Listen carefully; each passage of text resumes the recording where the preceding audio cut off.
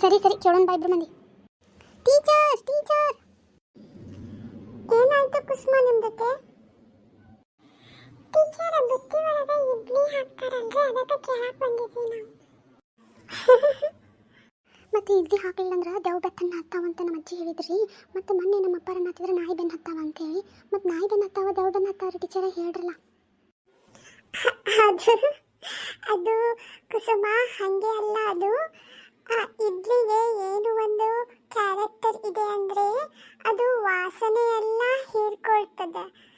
ಅದು ನೀವು ಮಟನ್ ಸಾರು ಮಾಡಲಿ ಅಥವಾ ಯಾವುದೇ ಸಾರು ಮಾಡಲಿ ಅಡಿಗೆ ವಾಸನೆ ಹೊರಗೆ ಹೋಗಬಾರ್ದು ಅಂತ ಹೇಳಿ ಇಡ್ಲಿ ಹಾಕ್ತಾರೆ ಬುತ್ತಿಯಲ್ಲಿ.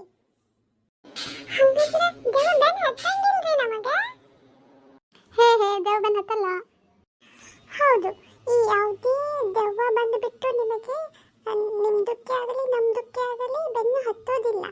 ಅದು ಊಟದ ವಾಸನೆಗೆ ನಮ್ಮ ಹಿಂದೆ ಬಂದು ಡಬ್ಬೆಯನ್ನು ಕಸಿದುಕೊಳ್ಳಬಾರದಂತ ಹೇಳಿಬಿಟ್ಟು ಆ ಇಡ್ಲಿಗೆ ವಾಸನೆಯನ್ನು ಹಿಡಿದಿಡುವ ಶಕ್ತಿ ಇದೆ ಅಂತ ಹೇಳಿಬಿಟ್ಟು ಬುತ್ತಿಯಲ್ಲಿ ನಾವು ಇಡ್ಲಿಯನ್ನು ಹಾಕ್ತೇವೆ. ಜನ ಹಿರಿಕರ ಮಾತನ್ನು ಕೇಳೋದಿಲ್ಲಲ್ಲ, ಅದಕ್ಕೆ ಅಂದ್ಬಿಟ್ಟು ಈ ದೆವ್ವ ಬರುತ್ತದೆ ಅಂತ ಹೆದರಿಸಿ ಅವರಿಗೆ ಬುತ್ತಿಯಲ್ಲಿ ಇಡ್ಲಿ ಹಾಕ್ಲಿಕ್ಕೆ ಹೇಳ್ತಿದ್ರು.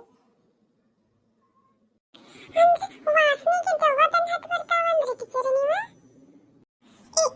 ನಮ್ದಕ್ಕೆ ಹಂಗೆ ಹೇಳಿದ್ದಲ್ಲ, ವಾಸನೆಗೆ ಪ್ರಾಣಿಗಳು ಬೆನ್ನು ಹತ್ತಿ ಬಂದು ಊಟದ ಡಬ್ಬಿಯನ್ನ ಕಸಿದುಕೊಳ್ಬಿಡ್ತಾವೆ ಅಂತ ಹೇಳ್ಬಿಟ್ಟಿದ್ದು ನಾವು. ಅಂದ್ರೆ ಬುತ್ತಾಗಿಂದ ವಾಸನೆ ಹೊರಗೆ ಹೋಗ್ಲಾರ್ದಂಗ ಇಡ್ಲಿ ನೋಡ್ಕೋತೈತಿ, ಅದಕ್ಕೆ ಬುತ್ತಿ ಒಳಗೆ ಇಡ್ಲಿ ಇಡ್ಬೇಕು ಅದಲ್ರಿ ಟೀಚರ? ಹೌದು ಹೌದು ಕುಸುಮ, ಗುಡ್. ಅರ್ಥ ಆಯಿತು ಅನ್ಕೋತೀನಿ ನಿಮ್ದಕ್ಕೆ. ಮತ್ತೇನಾದ್ರೂ ನಿಮ್ಗೆ ಕ್ವಶನ್ ಇದೆಯಾ? No teacher, no. Thank you teacher. Welcome. Now go to your class. ಬಾ ಗಣೇಶ ಹೋಗೋಣ. ಮೊದಲು ಹೋಗಿ ನಮ್ಮ ಅಜ್ಜಿಗೆ ಹೇಳ್ತೀನಿ, ಯಾವ ದೆವ್ವನು ಬಂದತ್ತಲ್ಲ ಏನೂ ಇಲ್ಲ, ಮತ್ತೆ ವಾಸನೆಗೆ ಬರಬಾರ್ದಂತೇಳಿ ಹೇಳ್ಯಾರಂತ ನಮ್ಮ ಟೀಚರ್ ಅಂತ ಹೇಳ್ತೀನಿ. ನಾನು ಹೇಳ್ತೇನೆ ನಮ್ಮ ಮನ್ಯಾಗೂ. ಬಾಲಿಲ್ಲಪ್ಪ ಕ್ಲಾಸಿಗೆ ಹೋಗೋಣ. ಮತ್ತೆ ನಮ್ಮ ಬ್ಯಾಗ್ ಒಳಗಿಂದ ಪೆನ್ಸಿಲ್ ರಬ್ಬರ್ ಯಾರು ತೊಗೊಂಡ್ಬಿಡ್ತಾರೆ, ಪಟಕ್ ಹೋಗೋಣ ಬಾ ಕ್ಲಾಸಿಗೆ.